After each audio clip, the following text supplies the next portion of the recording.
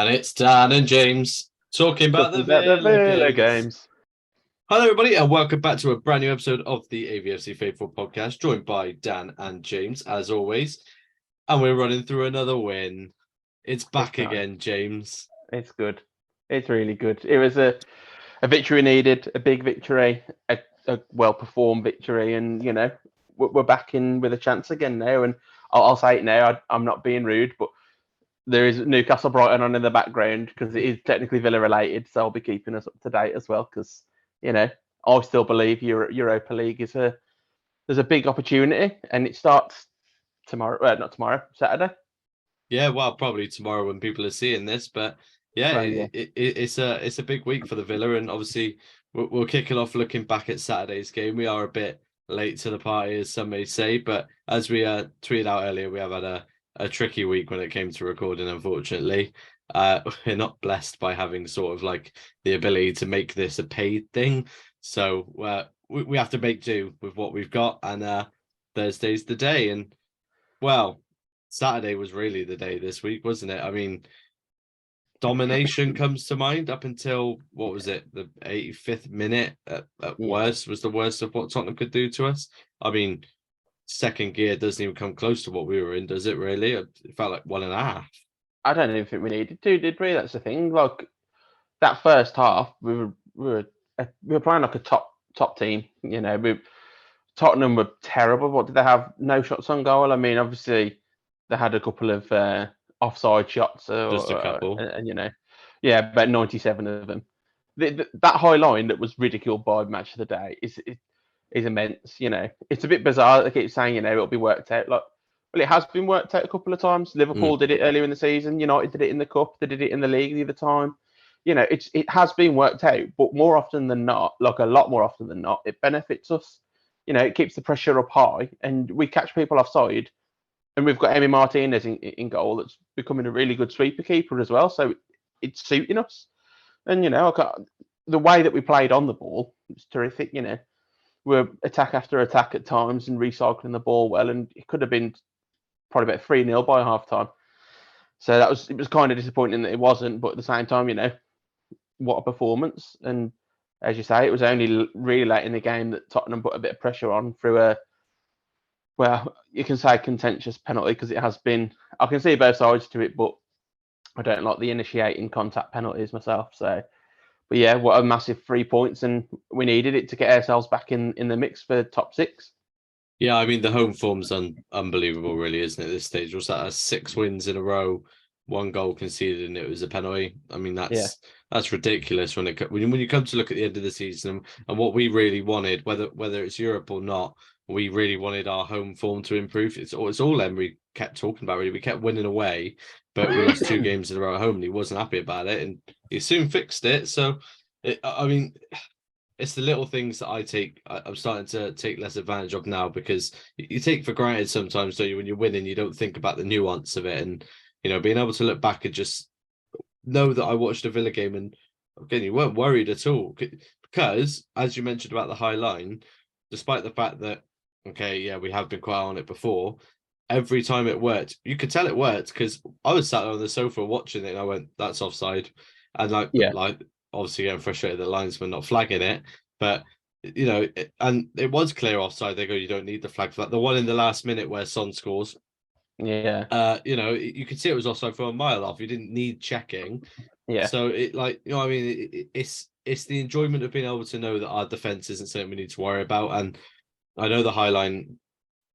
I say it was our killer against United. It led to way too much pressure on us, but you know the Man United game was defined by just a lack of ability towards the end of it. And I think that when it comes down to it, we'll look back and see that this high line's better than playing anything we did underneath Gerrard anyway. So, well, I quite enjoy watching it. Yeah, I do, and it's like when you think about it. I mean, I know that we lost against United, and there was, you know, a big reason that we couldn't deal with the direct ball in behind, and I think they were using a player offside as like a dummy, which was clever. But you know, it suits us, and I think more often than not, we've benefited from it. It makes us look a lot better, and we're going to improve as we add to the squad as well. So, you know, people have looked at it in a negative way in social media and in the actual media, and it's like it doesn't matter because what we're watching, we know that it's getting the best out of us, and even in those games that we have been caught out, the games are marginal still. United game, it could have been 1-1 on another day. The chances that we had, like Douglas Luiz off the line, we were still massively in those games. So, you can ridicule it all you like. It's still working. It's making us a better team. Yeah, I'll be honest. I'll get the old tinfoil hat out. I think a lot of it is a lot of media broadcasts just sort of willing Villa to fail because you want, at the end of the day, they want the traditional big six because it is the money making six. I don't call them the super six. They are just the financial six that they want. Whether it's like it's not personal to Villa. I want to make that clear. I don't think it's like an anti-Villa brigade. I think it's an anti any team that pushes into that big six, and they're doing the same in Newcastle. They all of a sudden they're bringing out Newcastle's time wasting stats. I could have told you about those last season. Clubs do it all the time, and it's only when it affects the big six as it comes out. So try not to worry too much about what match of the day say, because I think I mentioned it the other day, replying to, I can't remember whose tweet it was, but I was just saying, like, you got to sort of enjoy going under the radar sometimes, because we all know what happens to, like, all of a sudden Brighton's obviously very high up on everyone's minds and eyes at the moment. And I'm seeing graphics from Sky of him being McAllister being in other teams' kits already. So that's the sort of thing that comes with the sort of gratification of your club. Now, from one midfielder to another, I think it is time we shine a spotlight on the man. Mind you wouldn't shine too many spotlights on that meatball head. Obviously, our £2.5 million maestro and John McGinn. Yeah. Look, I tweeted about it and someone replied to it. Like, I've mentioned it and it led to a bit of a debate on my Twitter. I was one of John McGinn's harshest critics this season, as anyone who's paid attention to any podcasts I've made on here for the past 6 months, I would say that we should get rid. I think it's probably the second or third time I've admitted to it now, but I mean, when he's playing with the confidence he has been, unstoppable. I mean, let's be frank, he made Harry Kane his bitch several times on Saturday. He did. He made Richarlison look genuinely Poundland version. And again, you only saw Son offside, so he played his role to perfection, didn't he, James? He did. He was just incredible all round, really. From the first phase of play, building it from the back to shuttling it to attack and being in the attacking phase as well. He works so hard. He's literally box to box. Pound for pound. I think in the team he's proven his worth, what he can add all over the pitch. And we both said that. I wasn't sure if he would be an Emery player because he was so like blood and thunder, just into everything and long diagonal passes, shooting from anywhere. But he's took on the coaching really well, and he's listened to Unai say, take more touches, take care of the ball, and he's done that. He's really careful with the ball now, and it's really good to see. And whether he's the answer long term, which I doubt. I think we naturally will overturn players, and that doesn't mean he won't be part of the squad. But I think there'd be someone more natural in a different position that will come in, and he can still add to the team. But yeah, he's just, when you think about it, 2.5 million, and he's been here for 5-6 years now, something like that. Yeah. What an incredible investment, because you could still get good money for him. In his peak, there was rumours of 50 million to Man United. Yeah. So I mean, he's paid his price back several times over. He's become a captain in my eyes. He wasn't my choice at the start of the season. I don't think we needed to change captain, but that fraud decided that he wanted to, and I didn't think he was really captain material in a sense, but he showed up. He leads by performance and vocally. So it's been immense, and I'll say it again, 2.5 million. You wouldn't find that value in most places nowadays for that experience. So, up the John McGinn. Yeah, it's ridiculous. We go on about Brighton's recruitment strategy all the time and how they find these gems for so cheap. Looks like we found one, and for all the huff and gruff he's gone through, and I mean, he's been shifted in and out of positions. A lot of inappropriate jokes came out of there several times. Would say several times. And like obviously we've all been screaming about how great he's been on the right. He didn't even really need to touch the right hand side at all on Saturday. He just dominates the centre as well. And I do think a lot of McGinn's game does come from confidence, and I think he lost a lot getting the armband and obviously not getting the right performances backed up by obviously knowing that he had the weight of that weighing on him. Yeah. It's almost like sort of him, and he sort of took the role of what people thought was going to happen to Mings. And it was quite sort of a strange system where Gerrard thought that Mings needed no armband, and it seemed to hamper McGinn a bit. But he's grown into the role brilliantly, and it's clear he's so loved among the team. And I think that counts to a lot. And the harmony around the squad's quite great as well, because you saw obviously for the first goal, Bailey produced a very good assist. I thought, it was quite impressive, and a great finish by Ramsey, and sort of the crowding around Bailey. It felt a bit like sort of gratification for him a bit, and I'm not. I think that's exactly what he needed as well, because for a lot of what Bailey does, and I've said it before, he definitely can beat a man. He doesn't do it too often, but he can, and he does it quite well. He needed something, just a bit of, I want to say just end product. He needed a goal, or he needed a well-worked assist to sort of bring himself back into it. And you wouldn't be surprised for him to have a good end to the season either. Yeah, I think he did quite well. I don't want to overhype the performance. I think it was good. It was better. Yeah. We know what he can offer if he's on his game. It's just how often he's on his game that's been the issue. Obviously, I think he's massively a confidence player, and maybe he's just not of the quality to be consistent in this league. But when he pulls something out, it's big, and it was great to get a goal early again. 8 minutes in, it's huge in the game. It changed the dynamic instantly, and I was pleased that it was probably the 70th time this season I've said I hope that today Bailey plays well, and it's been about 4-5 times that he's had a good game, and I think we discredit him enough, so I think he deserves some credit after good performances. It's always easy to criticize players after a bad game, so you should be able to praise him when they did have a good game, and I was happy for him. I would like him to have another 2 good games, because if you can find that sort of form, it'd be essential in games against like Liverpool and Brighton, who will have they will leave a little bit more space in behind. So that well played from him, and a good finish from Ramsey as well. I'll just quickly touch on Ramsey. I think he's one of those. I think it's his 100th game. It'll be on Saturday this week for Villa. You know how much I love Jacob Ramsey, and I think the biggest compliment you could pay to him is that he's got 10 goal contributions this season, which is an improvement on last season, but he can do so much more. There's still so much that we can add to his game. So he's got to just keep working hard, keep pushing. He might struggle for game time a little bit more next season if signings come in his area. He can't let that get to him, because he can impact games. So keep your head down, you keep working. You've got a big future ahead of you.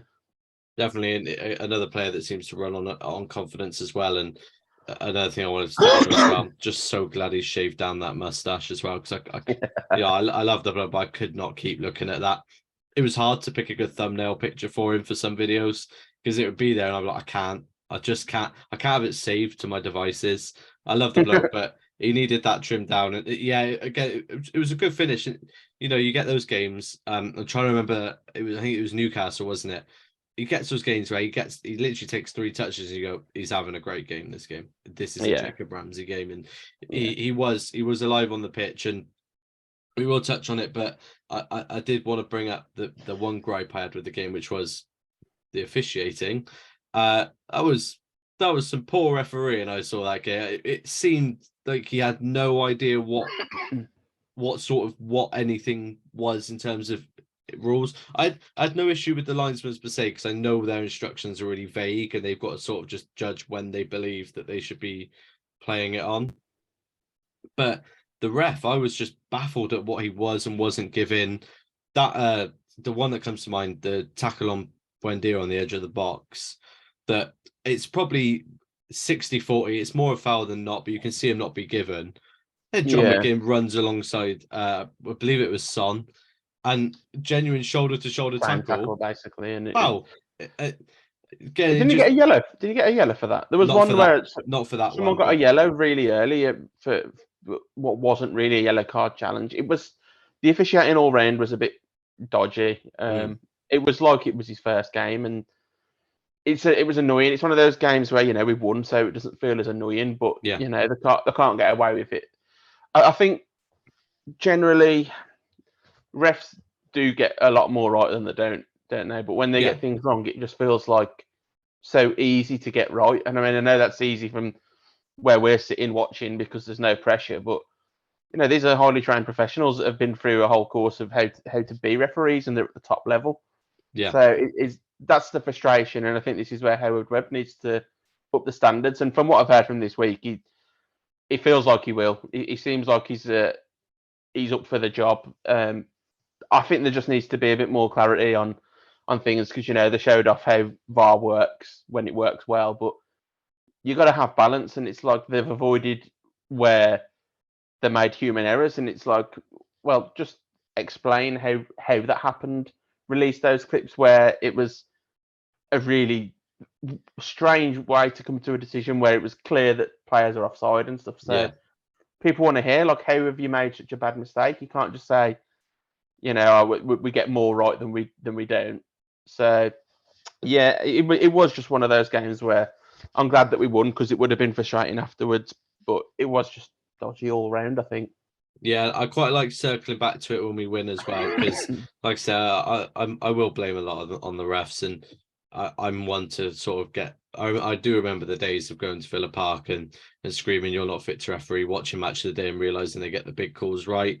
Obviously, you don't see it in the stands, but I think it's important to circle back to it because like I said, first to moan at them when we lose, but when you win, you sort of forget about it. And I do like to circle back because I like to be consistent in my referee slander. And again, it's not the referee's fault about this because he's a master at it, but Harry Kane, man, like there was a tweet. I think I saw a tweet. I believe it's from an Arsenal fan that said, it's getting to injury time. So, and Harry Kane's 2-0 down. He'll score now. And lo and behold, he forces the contact for a penalty. Look, at first glance, it never looked a penalty. At second glance, it looks an obvious penalty because Martinez touches him and doesn't touch the ball. Therefore, they usually give a penalty for that. But like you said at the start, it's the forcing contact, the kicking your own leg to make yourself go over. It's the rolling around on the ground. The bit that gets me is he didn't get the penalty for rolling around on the ground. So he'll look back and say he got the penalty, but he'll go, well, why did I roll on the ground for that? It's my personal gripe. I hate watching players do that, and I think I'm the first to moan about Bruno Fernandes doing the stuff like that. It's only fair I keep it consistent with my England bias. And I mean, he's made a name for himself for it now. Kane has. He's such a good player and so much right to his game, apart from against Aston Villa 2 games in a row. It's a shame, but again, someone tweeted it and they're right. You do want your strikers to do it because unfortunately it works. Yeah, in this day and age where that's how you get penalties, you're better off having a player that can do it. But if we wanted, the game to be proper, we don't want anyone doing it. But that's just how it is nowadays, isn't it? I know it's one of those like, we're just letting it happen if we're saying that, but I don't know how you're going to change that without, retrospective bans and stuff, long ones, and making players pay for what they've done. And yeah, it was one of those. I think Dan Bardell put a tweet out that summed it up, which was, Martinez didn't get the ball. He was slightly clumsy, but Kane made the contact happen. He could have easily jumped over Martinez. In the amount of times I watched it at normal speed, he could have easily jumped out the way. And obviously, he's not going to do that. He wants the contact. But I said to someone else, at what point does it endanger a keeper when you're diving into them? Because he dropped into Martinez's chest. So, from my point of view, and maybe it is biased because of who it's against us, but I feel like that's just reckless. Yeah. It's just frustrating, but I do see both sides to it. Martinez has got to get the ball if he's going to come out and make it, but Kane made the contact happen. So just annoying, and I'm glad it didn't cost us. But I hate talking about bad decisions and refs because it's like I just want to focus on how good Villa are, but it's one of those where it's ridiculous how often it can happen now. So but yeah, Harry Kane, it is annoying because he's one of my favourite non-Villa players. He's such a top player. He doesn't need to do that, but it's football, isn't it? Yeah, and like you said, it's so good that it didn't impact the result really. I know it takes away a goal from the goal difference, or it takes away the clean sheet, but again, I don't think this season's going to come down to goal difference. And if it does, it does. But if it's one goal that separates it, it's a bit of annoyance. But that you could go through the whole season and look at goals that we could have got exactly. from. So it's nice to be able to look back on it and go, that was annoying, but it didn't matter in the end. So, wow, I think it leads us great on. We summarized Spurs quite well there as well. Well, them really. But obviously a couple news broke yesterday. It caught me very off guard because I think it was past 2 days I've sort of been looking on Twitter, but not really. I've sort of distanced myself a bit from it. And I was like, there was some Alemany news coming through. I was like, oh, okay, contract, whatever. Pops up, not coming. And I'm like, oh, okay, that's fine. Quickly logged onto my phone and discarded my entire script for the video I had produced for him. Not a problem. Not like I spent ages doing that or anything. But yeah, we'll touch on him first. Obviously, let's beat around the bush. It's kind of disappointing because it was something we expected to happen and we were quite sold on it, and it brought it was obviously progress. Let's not lie about it. He was obviously going to improve the club standing, but at the same time, he was never here. Yeah. So yeah, lost. It's perfectly summing it up, that, because we can't pretend that we weren't excited about it. I was really excited. It would have been a statement appointment. Everyone knows that, and the links he's got, the negotiating skills, the record he's got, it would have been fantastic. But you can't miss someone that was never here, and he's not the first person to change his mind, and he won't be the last. That's football. Until something's signed, until they're officially announced, it's not done. And there's plenty more fish in the sea.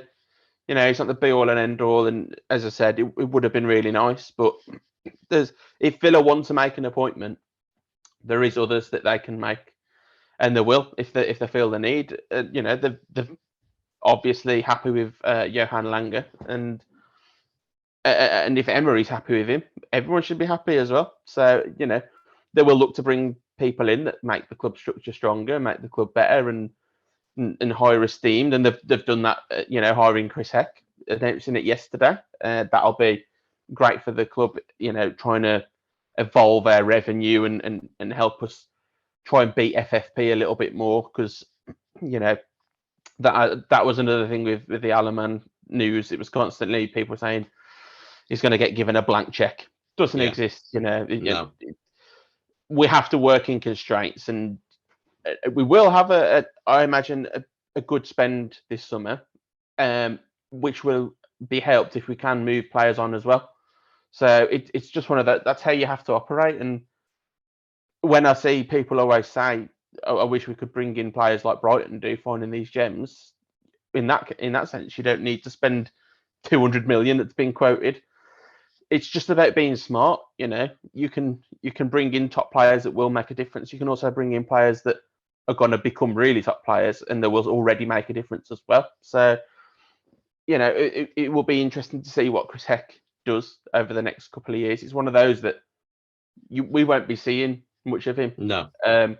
It'll be something in 18 months' time, maybe, or something like that. Maybe a little bit sooner, where you think, I can see what he's done here. With different sponsorships and maybe other things that you can see that he's bringing in extra revenue, and you'll be like, well, that's why he was brought in. So it's one of those that you've got to trust what the club are doing. So shame, but we move on. Yeah, and like I say, obviously with we put our tweet obviously on the podcast account, and Rational Villain put obviously the club has got to improve commercially. It's an important side to the modern game. Summed up perfectly. We mentioned it a couple of weeks back that I think for all big clubs, you need that side to be huge. And for as much as we love the game on the pitch, it's not that to the owners. It's 90 minutes a week, but it's a business 365 days of the year. So, it is good to see, and it's good to see us behaving like a big club. I'm excited for it. I know it's not going to see much, but I'm excited to see if there's any sort of interesting developments, particularly with sponsorships or brand changes, or just any sort of. It is 2-0 to Newcastle at the moment. Who scored, James? Jeff Stelling over there. James Stelling. I think Dan Burn just scored against Brighton. But yeah, it would be great seeing how he evolves their standing in the game, because that is something that we need. Definitely. Extra revenue is key for clubs around our area in the table. So yeah, hopefully more signings like that in the background that will help. And I do think that we will still sign another sporting director or director of football to work alongside Lang still. It's just sort of like the club will be disappointed, obviously, that Aleman has changed his mind, but they won't be in panic mode, No. They'll have had a shortlist beforehand. They'll just go on to who else next fits and is available and wants to join. So I threw out Antonio Cordon yesterday. I think we were linked with him before and we ruled it out, but obviously we wanted Aleman and he was, agreement in principle. So we'll see how it works.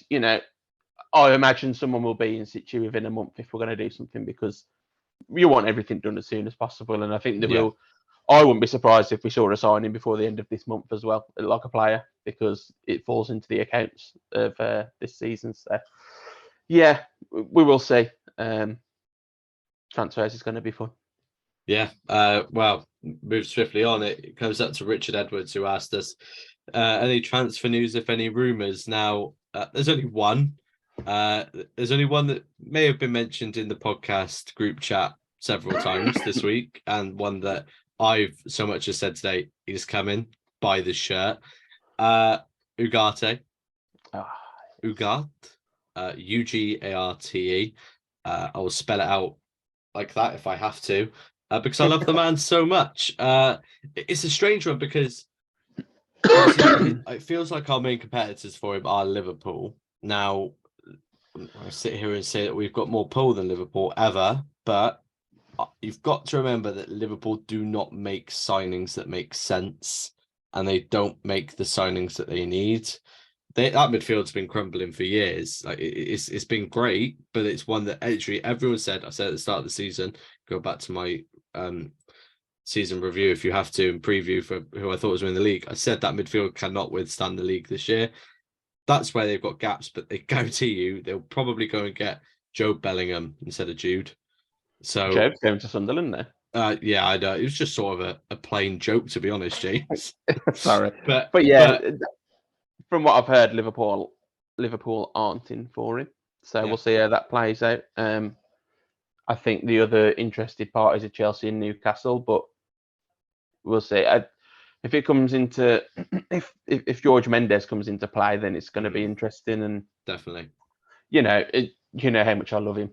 He's been top on my list for quite a while now, because the thing is, the news came out, and obviously naturally people are like, whose spot's he taking? It's like, we've got to stop looking at the first 11. You know, it's not just it's a squad. If we want a challenge, you need a squad, you need competition.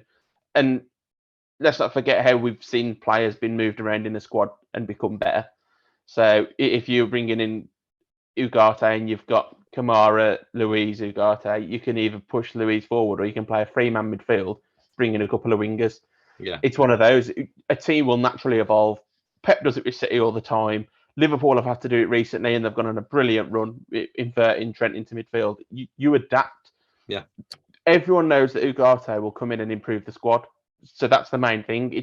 I know it's a lot of money. I think it's a 60 million euro release clause. Yeah. But from what I saw, we want to pay 40 to 50 more than anything, and it would be a structured deal, I'd imagine. So if you want the best, you pay the money for it, and if you don't, you look for the gems. And I would be over the moon if we could sign Ugarte, and I think there's something in it. Genuinely, I think there's a real chance. And watch his space. I think about when Kamara came in, the hype around that.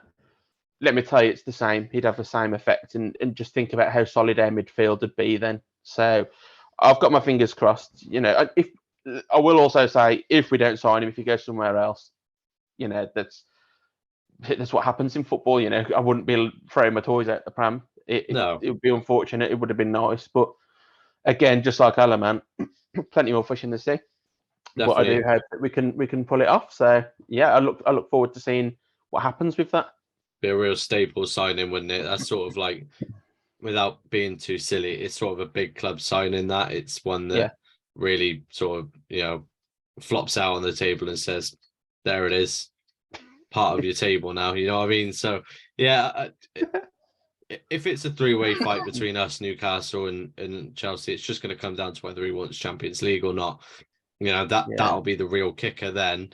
There's no way I think Chelsea are a strange club to go and bid him more against at the moment, because they could probably pay it, but it's a weird club to go to at the moment, and it depends. And I completely agree. If Mendes got anything to do with it, it just changes the landscape, and obviously it's just one to keep an eye out on. And the only other thing I want to touch on was Asensio. I think the Asensio deal doesn't actually rely anything on Alemany. I think that was a link that was going to come up naturally anyway, and I still think that's got legs, and I still keeping a keen eye onto it.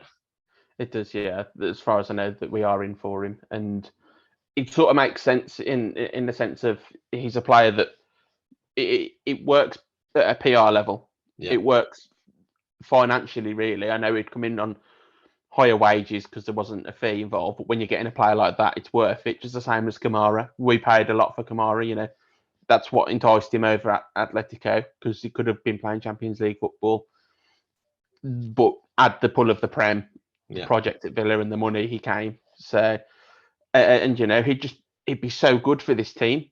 He is something that we lack, whether it's a bit of dynamism or just quality and ball retention. And he's a natural striker of the ball.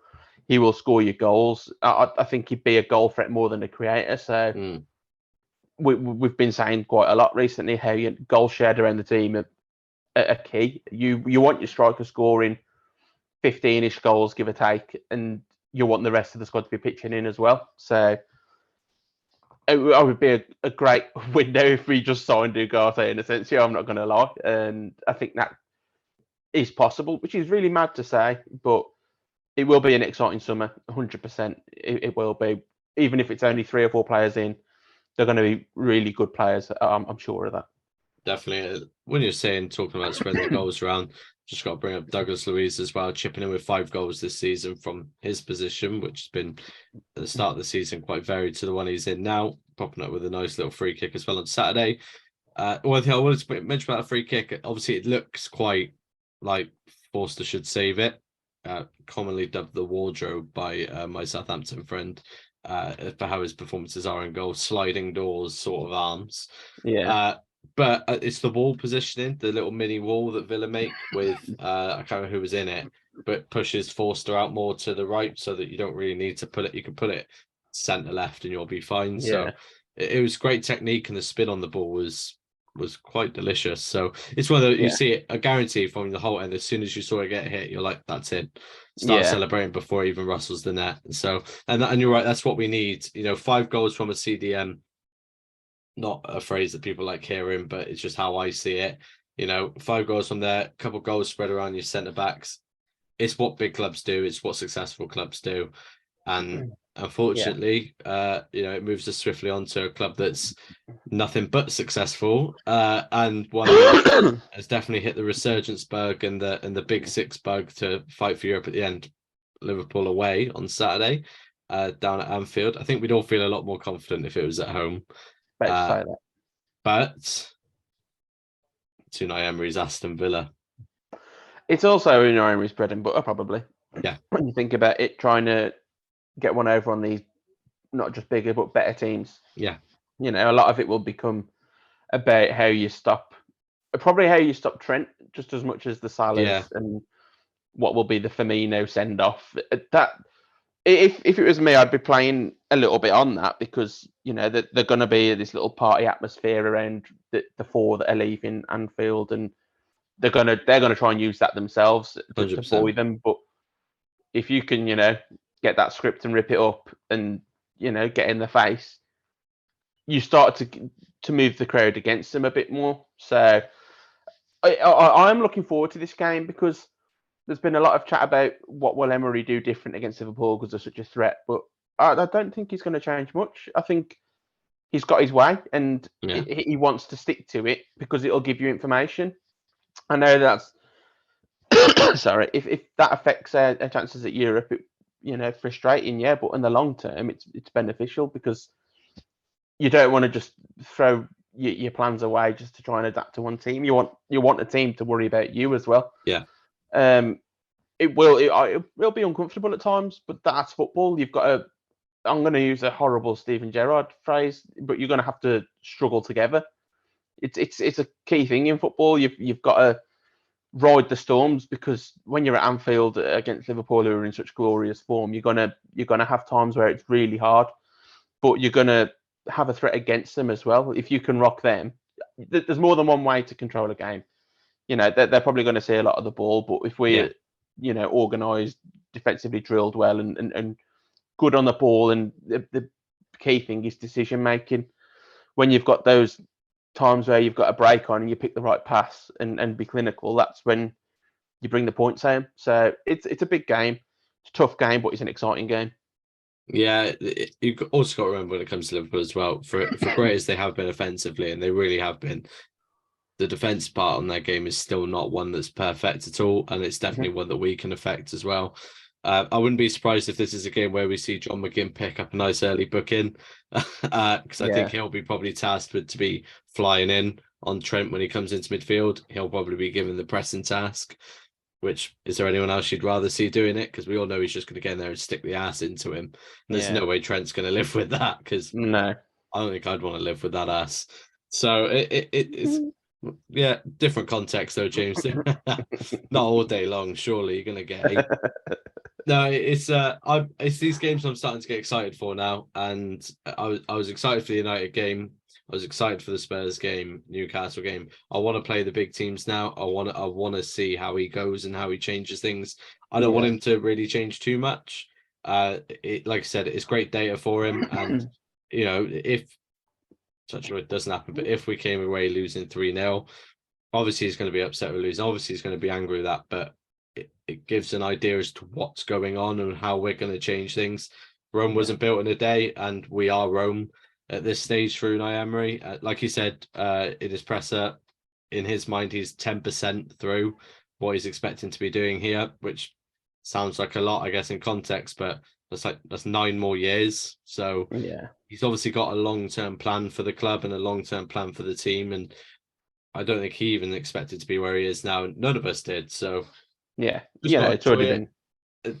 Isn't it great to think that it's not over even if we lose this weekend? So it's anything is a gain on this, and but I mean, I'm going to throw it out there now. I do think we come away with a point. I see a 1-1. I see a bombardment of pressure on our goal, but I have a resounding amount of faith in our back four, and I think this might be a game where we actually see Cash play instead of I think so. Yeah, because of that high line and the pacing behind, I think that we will see that, and I think he's ready to come back as well. So if I had to predict, I don't do it often, but I'll have to predict against us, and it's not that I don't think we'll be good enough. I just think they're going to be better. They do this thing. They did this a couple of years ago. I think it was the season after they won the title. I think they were in like 8th or 7th for quite a while, and then they surged up to 4th, and it just feels like they're going to do that again. And I think it'll be one of those games where it's going to be marginal again, but their quality is going to shine through, and I think it'll be 2-1. I think we will score on the break, and I think we'll put in a really good effort, and I think we'll just fall short, but we won't be overly disappointed with it because of how we'll have played. And just going into the end of the season, these last 2 games, if we can get 3 points out of the last 2, just winning one of them, and we hit 60 points, that's almost a miracle from where we were when Emery first came in. And it's a remarkable turnaround, and I'd be buzzing about that, whether it's Europe or not, because definitely it's been a great ride. It's been, not just the points that we've picked up, but the way we've picked them up, the way that we've seen players come back and prove their worth to the squad, the way that we're seeing this vision and the rumours that are coming out and things like that. And just Emery, how he gets everything about the club. He got it instantly when he came in. I think he was, there was a lot of chat around Pochettino when we first sacked Gerrard, and it would have been exciting and that, but I don't think he does as good as Emery. I think Emery is just the perfect fit for Villa because he gets. I don't know how he's just got it so quick, but he's encapsulated everything that we want. So what a season it'll be. No matter what comes out of these next 2 games, it's been a joy considering how it started.